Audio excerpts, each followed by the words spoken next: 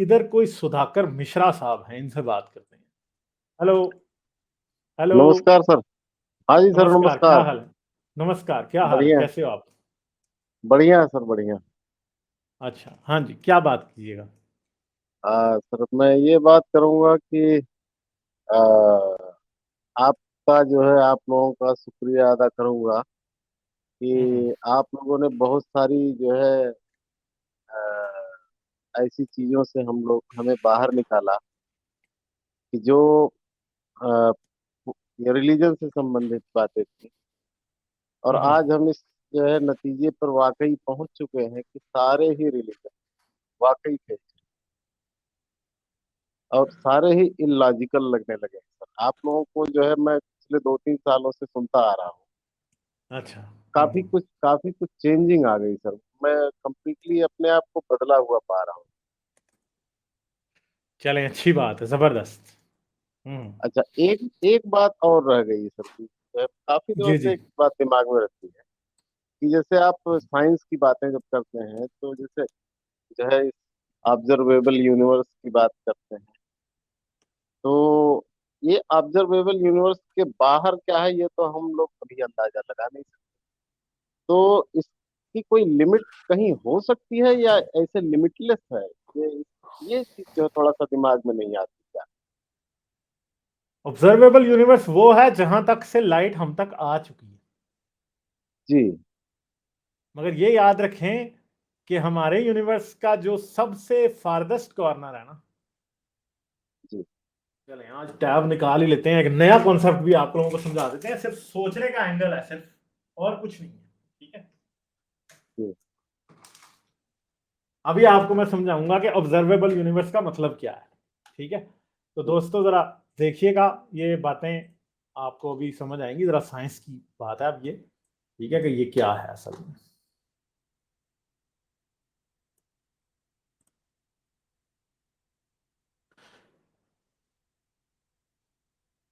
तो observable universe असल में क्या है? जी।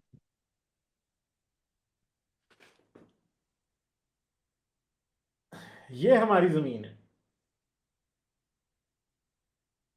ठीक है। और यहां से 45.7 बिलियन लाइट ईयर इधर, और 45.7 बिलियन लाइट ईयर इधर। इधर से लाइट यहां तक आई है और यहां से लाइट यहां तक गई है। इधर से लाइट यहां तक आई है और यहां से लाइट यहां तक गई है। समझ आ गई बात की? जी। यानी पिछले 13 बिलियन ईयर्स में लाइट यहां से यहां तक आई है। ठीक है, समझ गए हैं? मगर जी। जी। मुझे ये बताएं कि क्या पिछले 13 बिलियन ईयर्स में इधर से लाइट इधर तक आई?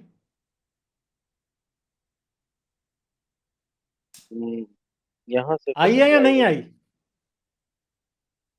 आई है या नहीं आई? यहाँ से तो नहीं आई होगी सर। तो अब आप मुझसे पूछ रहे हैं कि ऑब्जर्वेबल यूनिवर्स से बाहर क्या है, यानी अब हम थोड़ा सा इसको छोटा कर लेते हैं। ऑब्जर्वेबल यूनिवर्स से बाहर क्या है? अब हम इस पॉइंट को देख लेते हैं। यहां पे भी एक प्लैनेट होगा, हैबिटेबल प्लैनेट। ठीक है। हम्म। उसके ऊपर कोई बंदा रहता होगा जिसका नाम बॉब होगा यहाँ। ठीक है। इधर कोई रहती होगी जिसका नाम मैरी होगा, एक प्लैनेट होगा। ठीक है, समझ गए? और जी। बॉब के प्लैनेट से भी 45.7 बिलियन ईयर्स दूर